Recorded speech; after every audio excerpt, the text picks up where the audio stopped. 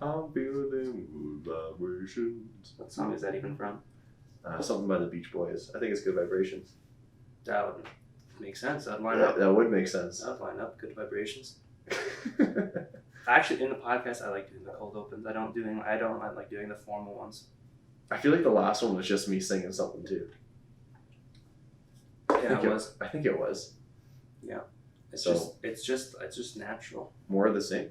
Yeah, I like it. You just start talking. There's no point in doing anything else. It's like, what is a podcast? It's just talking. Ooh, bop, bop, shoot, bop. I would like to be a doo-wop singer, but I've never, except for the fact that I've never done it in my life. That's the only thing. I would just need That's the only thing holding you back is zero experience. or knowledge. But aside or from attempts. or attempt. Aside from that, I'm ready to go though. Yeah. I'm ready to commit my life to it. But anyways, this is the what are we called again? The Andy N Spenny Show. About sports. That's right there. We got this. You know, it's if you're here, so you know what you're in for. I think. Yeah. And I think to get started, instead of going right into the sports news, I just want to get into the absolutely electricity that was at the Pirates game last night. Oh. I was fortunate enough to go behind the bench for my friend's beer league game and coach the boys on, and I didn't have to do much coaching when you win 12-2. Mm-hmm. Now there's a little bit. I mean, actually, I don't know. It's like it seems like every beer league game there's some 40-year-old psychos that kind of interrupt some things. But aside from that, it was pretty fun. Yeah. Well, This I couldn't believe. You know, 5-0 after the first period. That sounds about God, right. I gotta stop shaking. I think after the second period it was 7-2. So yeah, we did start to cool off in the second period. So this sounds about right. But in beer league in general, old guys get mad. They get really mad. They just get so mad for like almost no reason. No reason. They're perfectly adequate at playing hockey. It's not like they're getting absolutely I don't know. Actually, okay, no. This team was bad. They were bad. Well, they were, They had one guy that skated up the whole ice and went shot forehand. That's a fly, everybody. But There's a fly in here. for the most part, the older guys that are in beer league aren't terrible. We lose to a lot of. There's a teams lot of that are Yoggers older. out there. There are a lot of Yoggers. Very slow. Good hands. We lose a lot of games to a lot of Yoggers, but those are the teams that also, even when they're beating us, will usually be the most angry for whatever reason. Even though they're winning. Yeah, but the younger guys are usually fine. We can beat a good team that's our age, maybe. If we're winning 7-0 and we're still having a blast, the younger guys will just, they'll just have fun and they'll try to come back. But when the older guys are, even in a close game, sometimes even when they're winning, they're just poor sports. Yeah, I could definitely see that. Mm-hmm. Do you see when I walked on the ice and my bench slides that I almost eat shit like 3 times? Again? Okay, that was with cowboy boots, first of all. Get your facts straight. But I was actually really proud of myself. I wore bench slides and Lulu shorts. And I was a little tipsy on whiskey too. And I didn't even trip. The ref chirped me though when I walked out there. He's like, "Sandals, you're brave." That is impressive, actually. Being able to get to the bench. I know a coach has got to do what a coach has got to do. You got to show up for the boys, and if you're in bench slides, and you got to make it across a fresh set of ice. Yeah, that's what you got to do. I didn't fall, so I'm proud of that. You can't be the guy that goes all the way around. You got to go across. No, that's fucking lame. Are you allowed to swear on here? Sure, it's your podcast. Yeah, that's ours, but yeah, you can do whatever you want. Well, you're Andy N Spenny. Well, yeah, so you have first say. And you dropped the first bomb today. What was the first bomb? Well, in general, I dropped an F-bomb in the first one for sure. Oh, like... Oh, no, pardon me. Curse bombs. A curse bomb, yeah. Okay, I see what you mean now. I'm like, yeah. Like a bomb? Like I thought you could pull off like an Elliot Friedman news break here. Like a news bomb. Oh, I wish this just in. Is that how Elliot Friedman sounds? I don't know. No. He sounds like he hasn't showered in a week half the time. But he still gets... He's a hardworking man. He still gets the scoop. He doesn't need to shower. He's a hardworking man. He's got a family. He needs to go for his walks. With all that hard work, he doesn't have time to shower. I think he showers. He does now. During COVID, I'm positive he wasn't. Why? Just because he had a huge rock star beard? Yeah. I think he needs to bring the beard back. It wasn't a rock star beard. It was I a liked homeless man beard. That was good. That makes it even cooler. When it looks, it makes it even better. He should have kept the beard. I thought it was hilarious, but wasn't. I think he kind of looks more like, no offense, but he kind of looks more like a nerd when he's clean shaven. God, I'm so used to the beard. I'm like, wow, this is like such an improvement. Yeah. If he just had like, obviously not homeless man beard, but just like normal big beard. I suppose it might. I think that'd be a cool look. It might be. I just know Elliot with no beard or think jumbo beard. Jumbo. It looked like Jumbo. Jumbo Joe. Mm-hmm. Yeah, that was pretty cool. Yeah. I like a jumbo beard. I do too. I think it suited. It's or a Burnsy beard. Yeah. That one's pretty cool. So back to the Pirates game. Yeah, I guess we got a little sidetracked. Yeah. Holy crap! Is that team ever furious at everything? Well, I mean, it was like one guy. There was one guy. That was going after the smallest guy on the other team. His I'm not gonna say his name on this super famous podcast. Name drop. say his address. But no, 69. Of course, of course, he was at 69. Right? Like the one guy that was giving us a rough time. His number was 69. I could tell you the name on the back of his jersey. Yeah. It wasn't his actual name. It was a word. That's all I'll give you. It is his actual name. There's no way that's his actual name. That's his actual name. That's how they got their team name. What? Are you serious? Yeah. That's the guy. That's like their captain. I'm pretty sure because they named the team after him. I saw a dude and he had like gray beard on the back of his jersey. It's saying that's his actual name. He has like shit on his neck. Well, that's yeah. Yeah. That's the guy who was trying to fight Mason. That's the guy who was trying dropping our own guys. Oh yeah. Well, shout out Mason. He actually told me to please shout him out. Oh really? So shout out Mason. Okay. He was also trying to have sexual intercourse essentially with one of our players, one of our smaller guys. Mason was. No. 69. No. Yeah, 69. He was. He was so focused on getting on top of him. Him literally doing that would make more sense with a number like that. Yeah. You know. Yeah, I saw that. I was right in front of the bench, and then like when our players were like mad at him. And he he body checks him at the end of the beer, like you're not supposed to body check him. He was like, "What the hell?" What an idiot! Oh he at the very end of the game kept telling Mason to fight, and Mason said, "Okay, drop him." And so he just goes, "Yeah." So Mason says, "You want to fight? Yeah, drop him." So he goes, "Let's go then." Oh, yeah, let's go then. Yeah. And then he just skates away, and Mason goes, "You're not worth my time." One of the scariest things, though, is they were beefing in the handshake line, and they almost fought in the handshake line. He did punch Mason in the handshake line. Where? Like in the chest? It was in the gut. That is like... When you watch it back on... another curse word. Yeah. When you watch it back on video, it doesn't look that bad. But you have it on video? I have it on Live Barn. So I went back and I watched it. He just collects all the game. So you what? Did you show it back to him? Like the video? I did. And he's like, okay, it hurt way more than it looks like it should have. But I guess he was going for a handshake and then just purposefully didn't go for the hand, got him in the gut. You know? That is the most... Okay, I really hate saying this. I really hate swearing. This is not a swearing podcast. But that's the most chicken shit thing I've ever heard. I didn't even know that's how he did it. I thought they just had a little beef in the line and he did it right to his face, but he sucker punched him? Yeah. Jesus Christ. He should have got his clock clean. I know, right? Well, the fact is, in the last game, their goalie hit our best player in the neck with his stick and gave him a concussion. My good friend. My very good friend since a long time, since high school even. R.I.P. He hasn't been able to work since. I know. This is not how beer league is supposed to go. No, there's not supposed to. It's not the NHL. It's not like you chop somebody's head off and you get 2 games like you do in the NHL. It's supposed to be. You just you play hockey and you have a good sweat. Yeah. And you just have it you have fun. Yeah. You don't get mad at each other. You don't sucker punch people on handshake lines. That's why I want to play younger teams again. Younger teams don't pull this crap. I'm gonna have oh my god, I'm gonna have a stroke just thinking about it. Wait, did you hear who we're playing next? I swear to God, if it's this team again. It's the same team again. Oh my God. We've played them twice in a row now, and we're playing them a third game next.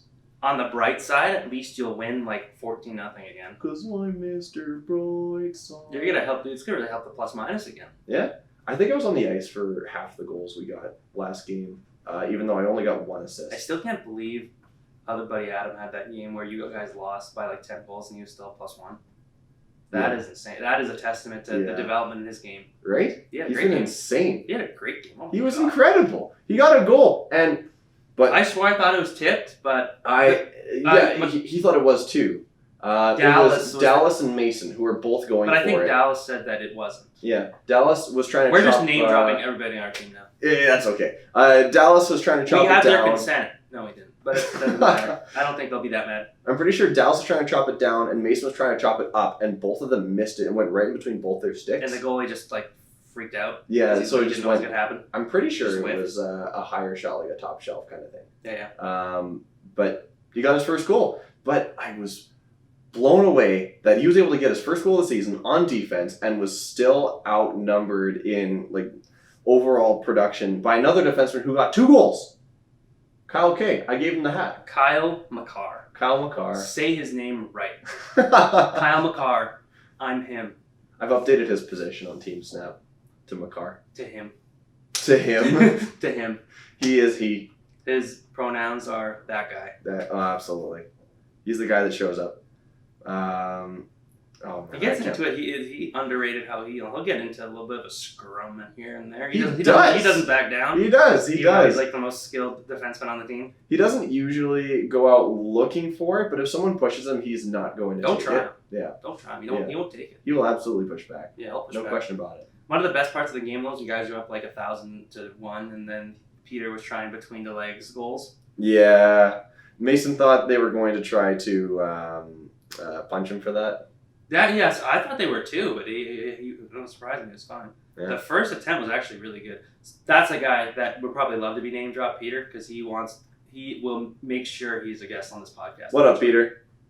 Yeah, I know you want to be on here eventually. I know you're probably offended we didn't invite you. And I'm just going to say it right now. We don't want you here. Just kidding. We love you, Peter. Well, no, I'm just kidding. But he actually would be a great podcast guest for sure. He would. We'll get him on. He'll talk. I don't know. It'll be entertaining no matter what. Yeah. What if we did a podcast episode from his house, during a party? That'd be hilarious. Do a 30-minute episode in the tub while Carson's obliterated and he's drowning. Holy crap, Carson. Remember when you had to try to fish him out of there? Yeah. Yeah. Oh, the video, that's so good. Oh my god. He's literally he was just having the time of his life. It's like he's a little kid in a bubble bath. It feels like every time Carson... He just gets fucked. The boys get fired up for tub time. Yeah. They just get fired up, man. Well, Carson gets fired up for self-destruction at every party. His life or just what he's drinking? Just, or I guess just in general. Just in general. At every party. He's very yeah, I feel most of them. I'm thinking most notably, the last few. The one that sticks out the most in my mind is going down the stairs. I think he fell down the stairs 4 times that night. You think? Yeah, it was more than one. Holy crap. Yeah, we're getting. I thought it was a sports podcast. Jesus. Yeah, right. We're just talking about life. Well, that's what it's all about. What else do I got in my notes? Oh, you know what? This is a nice thing to do to your friends. How's your weekend? You did what? No, you're not supposed to read it. I'm reading the notes. You did what? No, okay. Tell me about your weekend first, and then we'll get to my ordeal. My weekend was kind of low event. How was your weekend? Tell me about what you did. For God's sakes. Okay. I'm not good. I'll just say it like it happened. So last weekend I had the weekend off from work, so I had some good plans. On Saturday, I went to the John Party concert, one of my favorite country musicians, with my girlfriend and my parents. It was an awesome time. But before that, we stayed at my house and I made some nachos and watched the Bomber game. Oh. And my dad made margaritas. Oh yeah, they're very good. Oh, your dad's margaritas. You've had my dad. They're for the my bomb. Birthday. That was They're really the good. bomb. They are really good. Yeah. Yeah. So when we were watching the Bomber game, and we were having, it was just casual. I wasn't paying too close attention because you're just hanging out, and I'm at margaritas, hanging out. Right. Bombers were at a certain point. Bombers were up 25-9, with 5-6 minutes left in the fourth quarter. Yeah. And then I was like, oh, we're fine. I'm we're totally okay. Mm-hmm. So I keep watching, and then it keeps getting worse. And then when they tied the game, I punched my drywall. It didn't break. How's your hand? It's fine. I didn't. Oh, okay. I could have went a lot hard. Excuse me. I could have went a lot harder, but I was really upset. And then when I don't think my girlfriend was concerned. Like she thought I was actually gonna like do something bad. Because I was just going through it emotionally. Do something crazy. When they lost, I fell to the ground like my dog died. If you were in a Walmart parking lot, you would have fallen on your knees. Why you? Why is a Walmart parking lot? Oh, never mind. It's a meme. What? Never mind. It's a bad meme. It's a stupid meme. This is like a really deep cut meme. Fell to my knees in a Walmart parking lot. I don't get it. It's okay. It's okay. Is it like? It's a recurring meme. Okay. I don't remember how it started, but it doesn't matter. Okay, I'm curious now. Like, It's- can you give me any amount of context that No. will make me understand? No. It's just literally, it's one of those internet memes that are so deep cut now, and there's so many layers of sarcasm that you literally you have to know it, or else there's no point in even trying to explain it. I guess. There's a lot. Like, I mean, I like those. Yes. Yeah, I think it's one of those. Yeah. Okay. Moving on. Anyway, yeah, when the Bombers lost in overtime after being up like a gajillion points to Ottawa, it fucking sucks. I was like on my knees. I fell to my knees in my room, and I looked like I was gonna cry. And then I was like just swearing, and I was like really mad. And I said I was gonna kill myself. Not like Yeah. I was just upset. I was in my I know what you feelings. mean. I was a sports fan. I was in my feelings. I didn't mean it. Mm-hmm. And I think my girlfriend might have thought I was actually gonna think about it. So I was very. No, I mean, this isn't the finals. If the Bombers did it in the Grey Cup, I think, oh my god, Up 29 to what, it was 6? like 25-9. 25 minutes left, and 25 if they lost in overtime, I would have cried. I think I would have, even in Carson's basement, I would have broke something. You know what? That's what regular season's for. To get that out of the way. You'll learn the lessons that you need to with the roster that I you don't have. know. The Bombers worry me sometimes. It makes me really worried. But anyway, the thing that really helped was that after I went to the concert. Mm-hmm. And it was like I was like, I was a little intoxicated, and that helps. Okay. And it was a really good time. I sang pretty much every song because I knew all of them. Yeah. So that was really fun, Mm-hmm. and I enjoyed it. And I was just after the fact, I just kept thinking, my dad actually said this too. If we didn't have the concert and we were just at home after the Bombers had that bad of a loss, like we would have been in such a bad mood the whole night. Like I would have locked myself in my room, and I would have played video games the whole rest of the night. I wouldn't have saw any of my friends. I locked myself in my room and like probably make really bad, like fast food decisions, Uber Eats, Yeah. and just self-destruct in my room for like 8 hours Oh. that night. Because You order $80 of sushi. No, I wouldn't do that myself. I'd probably just get like a triple burger from Wendy's and like a poutine. And Yeah. Okay, never mind. You mean like a large bad frosty. healthy wise, not bad monetary wise. No, bad health. Like something's gonna give me a stroke in like a week. I thought you were talking like burn your wallet or gonna order sushi. Actually, you know what? That's $80. I'd probably gamble too. To be honest, that sounds about right too. Yeah. Probably do both. Yeah, self-destruction. Yeah, play That's finest. blackjack Mhm. online, lose it all. You know, people get rich by Blackjack. gambling. I had a friend once who won $15. I don't know. It's fun.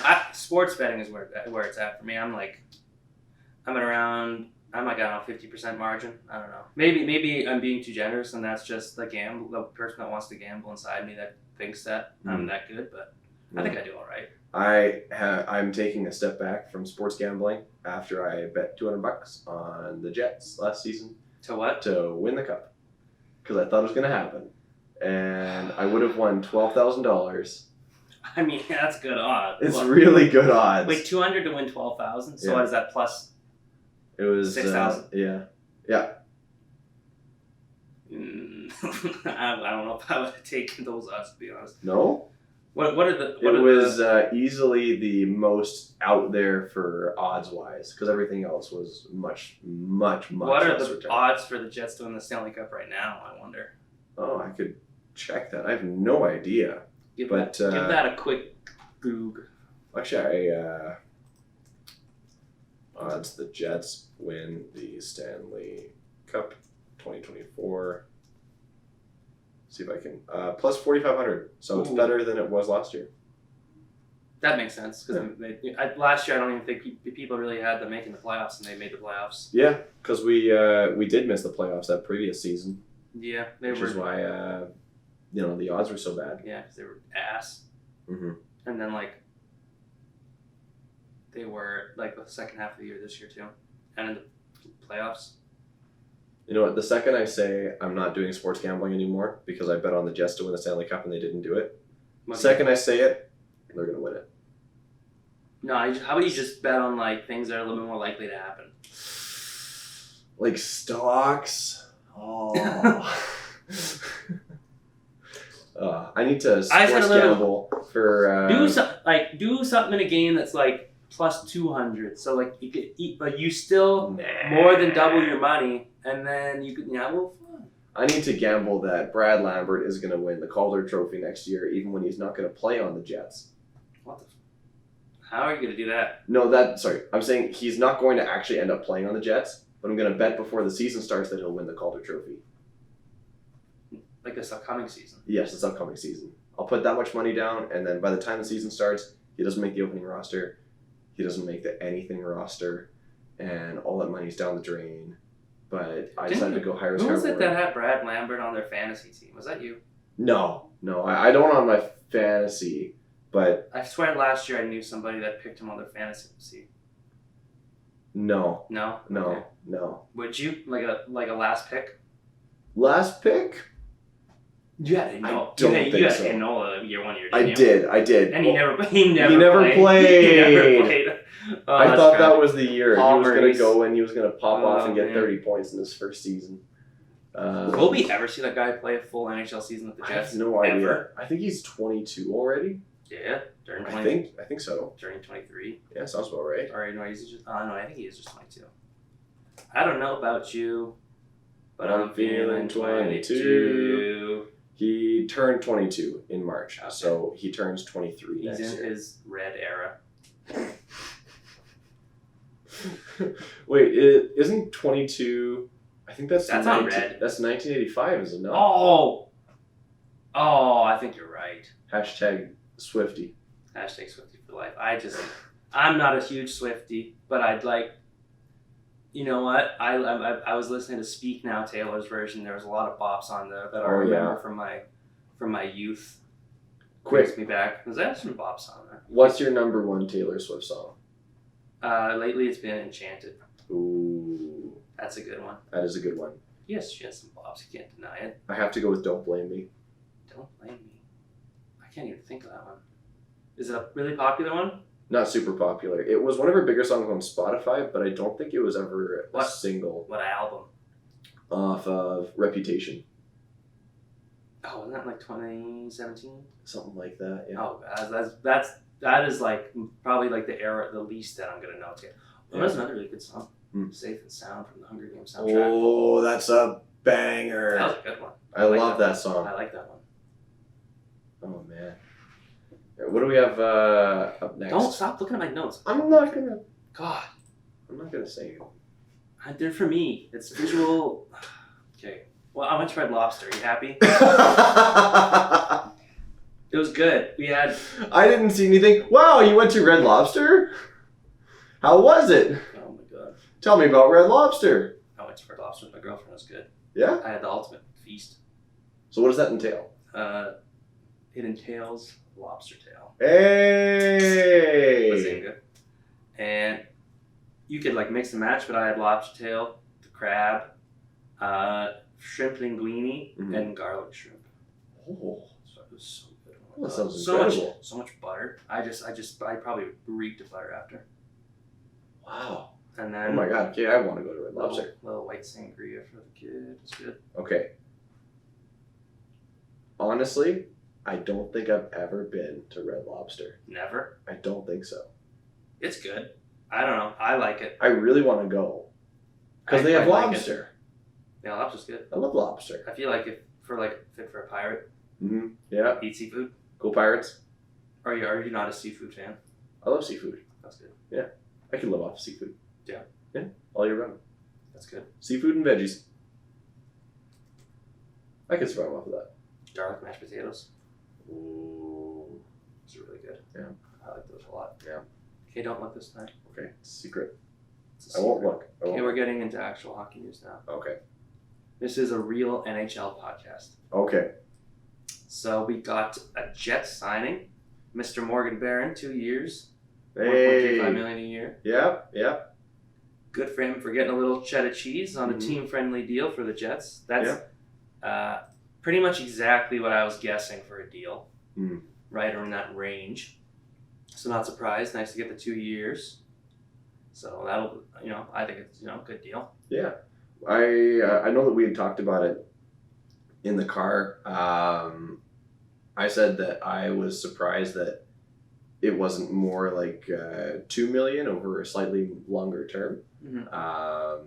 But I know you made a really good point that there's so many prospects that the Jets have coming up with: Lucius, Lambert, McGroarty, Barlow, Chibrikov, Reshevsky, plus maybe like Zhilkin. Yeah, he could come in as well. So many guys that could potentially all be in that bottom six fighting to get higher in either next season or the season after that. Oh, yeah. So past the season after that, who knows what's going to happen with Barron. We would still have him as an RFA, right? Yeah, he'd be RFA rights. Yeah, so that would be super valuable for a trade at the very least. What's a Pirate's favorite restaurant? What is a Pirate's favorite restaurant? Arby's. I love that. I don't know, when I said arbitration, it just brings me there. Anyway. That's awesome. Pirates, you're a pirate. Your team's Pirates. Go Pirates. It all lines up. But I'm super freaking stoked for the prospects that we have coming up. And I think the fact that it was a 2-year term really does help give them at least a bit more ability to all get into the lineup. Isn't that crazy that for Andrew Kopp was a real solid player for the Jets, but isn't it crazy that they got their best prospect, who's like under the age of 22, on defense? They got their best, arguably their best forward prospect, and they got like a really good fourth liner to third liner who still has upside in Barron. Yeah. All that for Kopp. Yeah. Like in 2 years, Barron could be as good as Kopp is, and then they also get Lambert and Samuelson. He could be, and that'd be freaking insane. I know, that'd be nuts. I think the Jets are maybe just a couple moves away of years. Like we said and seen before, that mofo Chevy, when he makes a trade, a few times he don't miss. He doesn't make a trade unless he knows he's going to win. He don't miss. He don't miss. Literally. He does. Like, why would you ever make a trade that you lose? Just make all the money. It's that simple. Chevy is the least desperate guy in the world to make trades, I think. Even when the Dubois scenario where he had, right Habs fans, no leverage. Mm-hmm. Yeah. Yeah, no leverage. Yeah, zero. He still pulled that out of his ass. I think the Laine thing was even, technically a good trade hockey-wise. I think a lot of fans will see the fun factor that Laine brings and make it hard to think that... Of the actual player. Yeah, I know. It's true. Yeah, like you want to love Laine so much because the goals that he brought were so cool. His first 2 years were pure electricity. Yeah. But before knowing how Dubois' tenure in Winnipeg would turn out, just seeing all that completely blind and going exactly at the memory of where you were when Dubois got traded for Laine, it was a good hockey trade. The thing that doesn't make it hard is Roslovic. If it was just Laine for Dubois 1-for-1, I think it'd be like, you'd say it's pretty much a wash. But Roslovic, he's been a pretty still sucks defensively, but he still gets you 40, 50 points a year. Yeah. And that is still valuable. But don't forget that the season we traded him, he just sat in Columbus and said, I'm not playing a game until you trade me. Don't forget that he didn't show up to training camp. He didn't show up to any games. Said he wasn't going to sign here, and look what they got for him. I guess, but it was a different thing when Roslovic, I'm pretty sure, was still on contract. Was he not? I think he was on contract and just wasn't showing up. Yeah, I think he had 1 year left, probably. Mm-hmm. Yeah, and he just wasn't showing up to anything. So we had absolutely nothing for him because, even under contract, he still wasn't showing up for us. I guess just move him for scraps, move a 6th round. The one thing that helps with the Dubois trade too is I'm pretty sure the 3rd round pick they got along with Dubois they used to trade for Schmidt. Okay. Yeah. Which is a Obviously, Schmidt doesn't have the best contract. He's probably a little bit overpaid, but he's still a usable defenseman. Actually, hot take. What's this? Schmidt is so good defensively that he's not overpaid. He's paid a fair contract. That's a hot take. That's a hot take. Yeah. No, I don't think so. He was, at one point, really good offensively, and that got him his contract. His offense has fallen off a lot. I think that's the first thing that people notice. Well, I think this year it was completely the role he was playing. Like, I know he got second power play unit, but like at even strength, he was very mostly playing on the bottom pairing with Sandberg and getting a lot of defensive starts. Yeah. It's true, though. Like, he was very solid defensively. I think that is something that does get underrated with him this year, is how solid he was defensively. Yeah. But I think he was a $6 million defenseman. Well, I don't. Just purely off of how good he was defensively.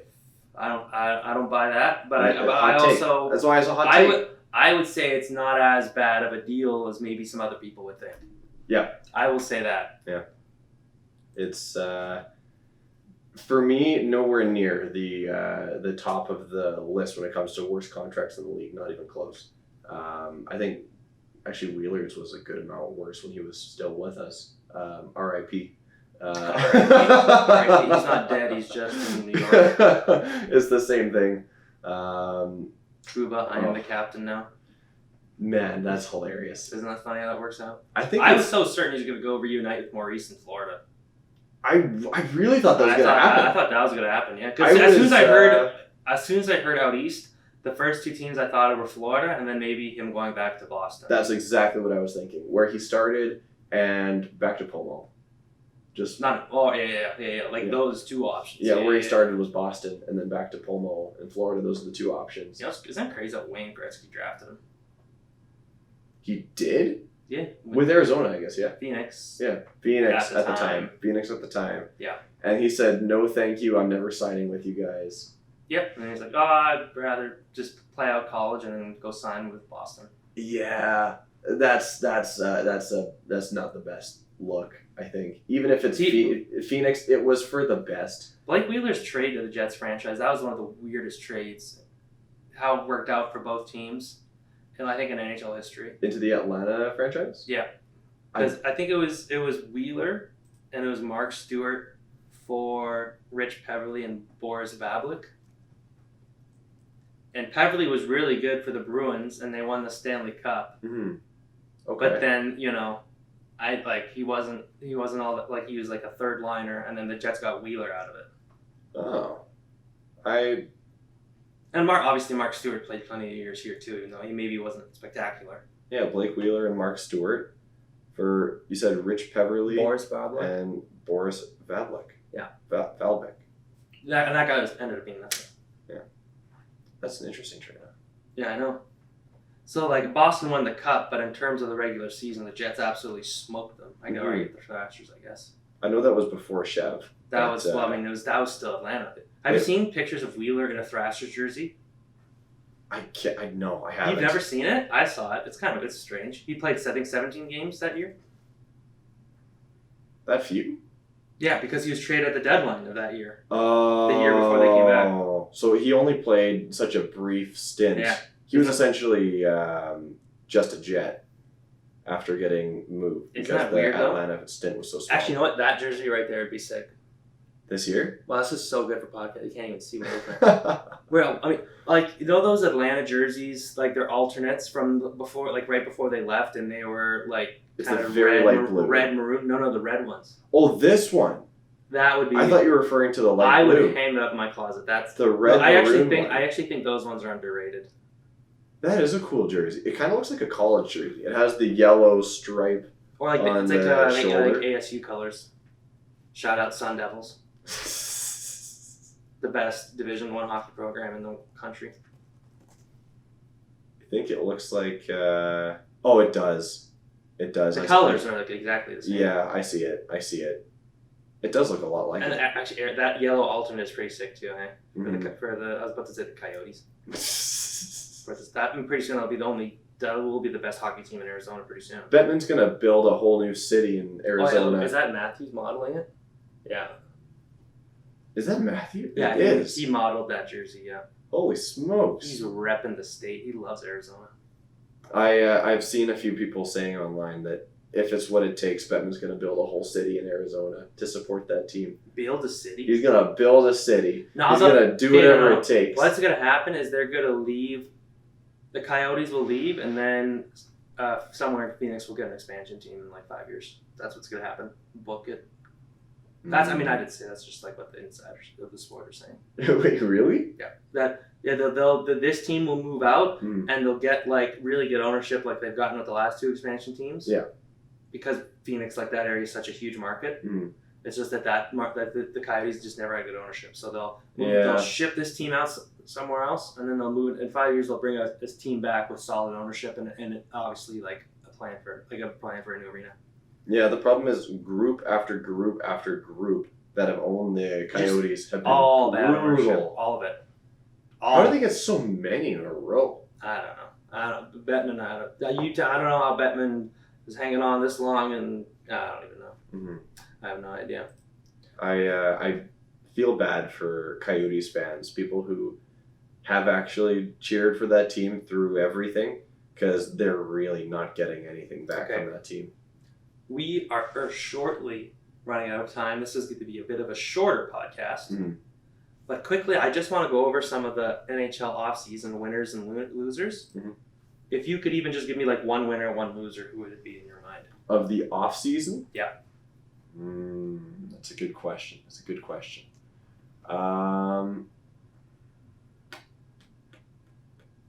Can you give me a second? Can you go first, and I will come back? I will think about this. I'll go first for a second.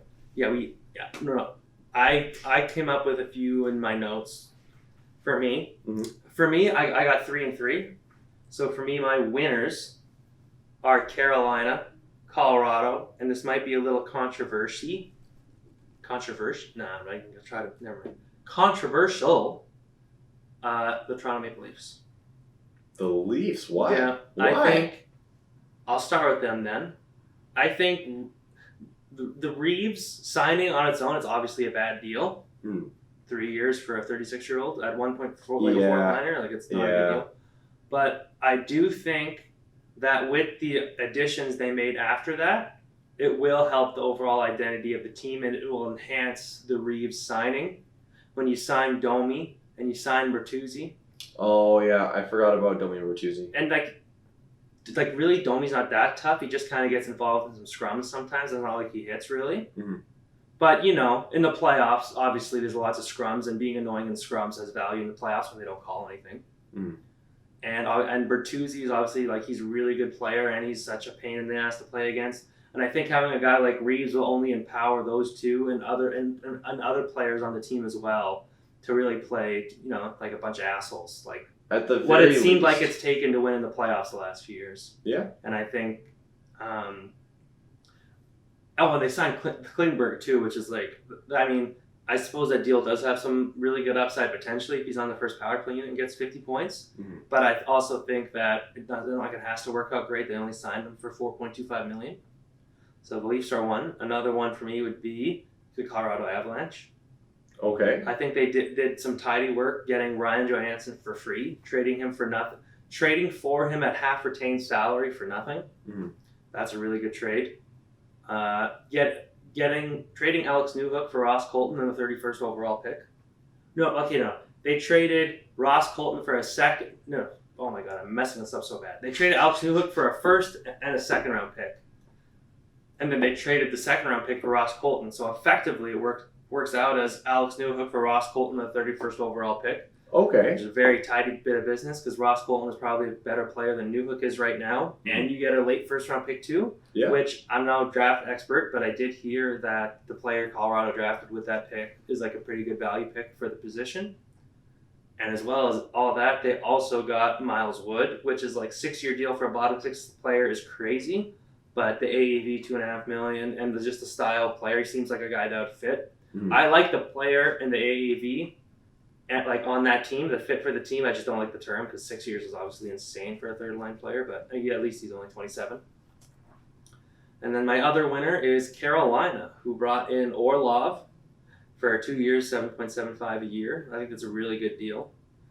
To get a guy in the last little bit of his prime, I mean, you're overpaying in the AAV, but to only get him 2 years for for Carolina, that works for them. Yeah. Bringing back both their goalies at both reasonable contracts. I think it was 1.5 for Ranch, 3.5 for Anderson. Well, Orlov, speaking of him, he was actually one of my favorite defensemen from last year.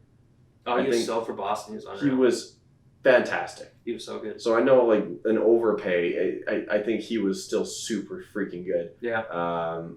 So I don't know if I would call it an overpay. And I know that's also a hot take. I don't think it's an overpay for 2 years. It'd be an overpay for 6 years. Yeah, well, because he's older now. For 2 years, I think it's just fair.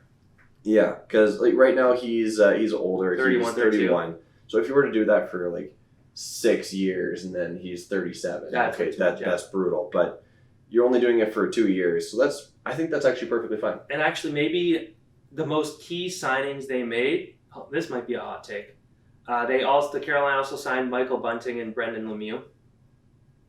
Oh, okay. Yeah. Disclaimer: Yeah. I don't think Brendan Lemieux is like a great guy. I don't really like him, but I do think you need players that are pieces of shit. And Bunting and Lemieux are pieces of shit, and Bunting's a piece of shit that's good. So I think that's something Carolina was missing in the playoffs. Obviously, like in their sweep, it was a weird sweep. Obviously, they outplayed Florida most of the time. Yeah. But one thing Florida had their way with the whole series was the chippy shit and the physical stuff. Yeah. Carolina had no players that could really respond. They also just had a goalie get on fire with Bobrovsky. Oh yeah. Well, I mean, they had magic, they had everything. It reminded me it was kind of like the Montreal run when they got destroyed by Tampa Bay. It was exactly like the Montreal run. Very similar to that, yeah. Yeah. But Bunting, I think, and that's a guy who's like a piece of shit and he'll score 20 goals, 50 points. I think that's kind of like exactly what they needed. 4 years, 4.5 for him too. That's pretty reasonable for a guy that's like 27, 28. At the very least, I think getting Bunting and Lemieux opens up a lot of space for your other guys that you really want to focus on scoring and not focus on, avoiding the headhunting. Because those two are very easy to hate and very easy to headhunt. So if you're the other team, you're probably going to be focusing more of your time on those guys, or at least they're going to be distracting you so much that you're not going to have as much ability to focus on their big scores that they actually want to get closer to the net. It just makes it a bit easier, at least at the very least, of a distraction. Yeah. And just quickly, who are your winners? Let's just do winners. Let's end this podcast on a positive note. Yeah. I knew that I wanted to pick New Jersey, but I didn't remember why. I had a good feeling about New Jersey. That's more about who they locked up versus who they got. Yeah. Actually, no, that's not true. They got Toffoli. That was a sick trade. Calgary. Yeah. Calgary's a huge loser. I think in this offseason. And they're only going to get worse. Nobody wants to be there. Continue though. In Calgary? Yeah, everybody's going to leave anyway. Yeah. It's like this offseason's already bad, and it's only going to get worse. The second they lost Gaudreau, I think they should have just blown it all up. Just cleaned. But then again, they did get Huberdeau and Weegar, so it made them think, we could do it. They will both be better this year, especially Huberdeau. I think so. I could guarantee that. You could take Sutter really held those guys back. They all hated him so much. Yeah. Oh my God, he was just... It seemed like that was definitely a guy where they could put up with him when they were winning, and when they weren't, it was just everybody. It was just depression. Mm-hmm. But getting New Jersey's a good one. Huh? Yeah, New Jersey's a good one. Yeah, locking up who they locked up. Yeah, getting Jesper Bratt to the term they did and the price that they did. Under 8, right? I love Jesper Bratt, and they got him for 8 years. That's like another Ehlers. Yeah. He's very similar. 8 years at 7.875. That's a lot of term. I love that. 24 years old, locking up until he's 31. Yeah. I love that. That's the prime right there. I love that. And then Timo Meier, I believe he was a 10-year contract as well, right? 8. Sorry, 10. Pardon me. 8 times. I'm looking at 10% of the cap hit. He's 10.5% of the cap hit. But it was an 8-year deal at $8.8 million, and I love that. 8 times 8.8. Yeah. Does. The fact that the only one making more money than Jack Hughes in their forward core is Timo Meier.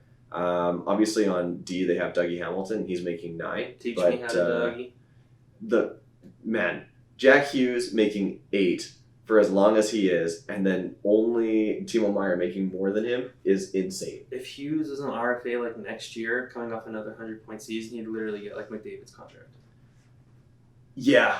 Yeah, there are a few players that I think could honestly go for McDavid's contract because it's not the max salary anymore. There's two players that I think could get max salary. The max salary is like it's whatever percentage of the cap. I think right now it's like about 16 million.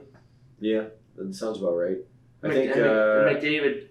I think when McDavid signed his deal, the max was like 14 and a half or 15. mhm. It would have been max at the time. Not the deal he signed though. No? No. Not at the time? At the time, I'm pretty sure it was probably like 14 million, 14 and a half. Really? Originally, I think at the time the story that came out was that McDavid was gonna. I think Oilers might have leaked that it was gonna be like a $13.5 million deal over 8 years. Mm. But then it ended up being 12.5, so they could make McDavid look good and look like he took a pay cut. Oh, I like that. I like that. At the very least, that helps your fans go like, I like this guy. I'm gonna cheer hard for this Even guy. though that Even if it isn't is true. a steal. Well, huh? That deal's a steal. It is. 12.5 It a is. steal. It's You been can every sign year. McDavid to the max contract and it'll still be a steal. Yep. There's no contract It's you can realistic. sign. If there was no salary cap as a realistic market value to that organization, it's probably double what he makes. It's probably like 25 million Yeah. or like 30. In terms of like the money he brings in, Yeah. like if you actually did it that way instead of the dumb way, I'm not even gonna get mad. I'm not getting into how much I hate Bettman. We gotta wrap this bitch up. I like it. I like the way that it's done now. But yeah, McDavid is so broken. There's no contract you could sign him to that would be a Cheat bad code. contract. Yeah.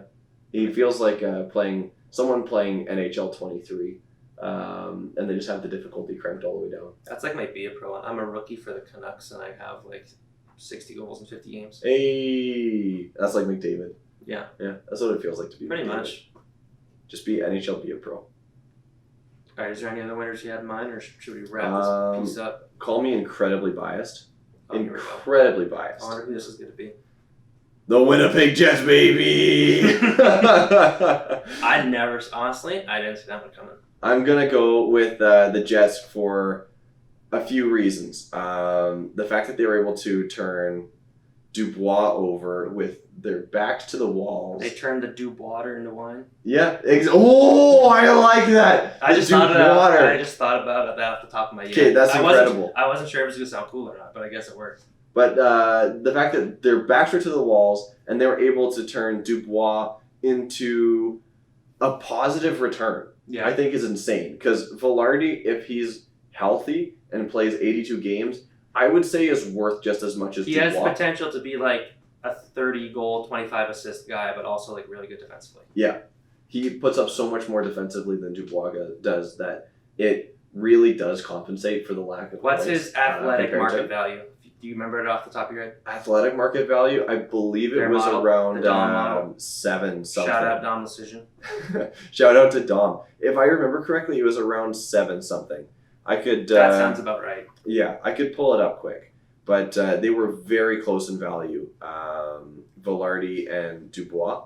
But the fact that in addition to that, we got Iafallo, Yeah. and there was one other guy that came. Rasmus Kupari. Kupari, that's the one. Yeah, Kupari could be an interesting project. I would love to see him turn into something, but at the very least, Velarde and Iafallo for Dubois, I'm never going to be upset with that. No. I love The that. second round pick too, even. So here I'm pulling up their Oh, you can do athletic a comparison. value. I put it in an Imager post. Pierre-Luc Dubois, his market value according to the Athletic is $8.9 million. Velarde is $8.4 million. So they're essentially equal value players. It's just a 0.5 difference. Yeah. So $500,000 per year. But Velarde's also younger. He's younger by 1 year. Yeah, 1 year younger. Yeah. So who knows? Maybe after 1 year, he's on the Athletic worth more. Yeah, maybe. Then Dubois is at that same age that he is today, Yeah. both at 24. I wouldn't be surprised. So Velarde plus Iafallo plus Kupari. I love it. I love it. It's one of my favorite trades I've ever seen. It should work out pretty good. Yeah. Plus getting Brossoit back as an upgrade to Dave Riddick. Brossoit had literally just won a cup. So You didn't want them to bring back Big Save Dave? He was actually. All things considering, he did He was way fine. better than you would have thought. He was fine. You would have expected him to be like 880. Yeah. He was like a 906. Yeah, I thought he was perfectly serviceable, but I know that the Jets tend to make their goalies look really good, and debatable. you don't think so? Not since not in the last like 5 years. Since that we make the goalies look good. the second Hutchinson left, he looked like garbage. We had Brissois, and he went from 0 to hero the second we got him. His first year in Vegas, he was good. No, I mean from Edmonton. Coming from Edmonton, he was a complete no-name. So are you like just saying that like Wade Flaherty's good at his job? Yeah, I think so. Our goalie coach is really good. Yeah, he's probably good at his job. He tends to make his goalies at least turn into really good goalies.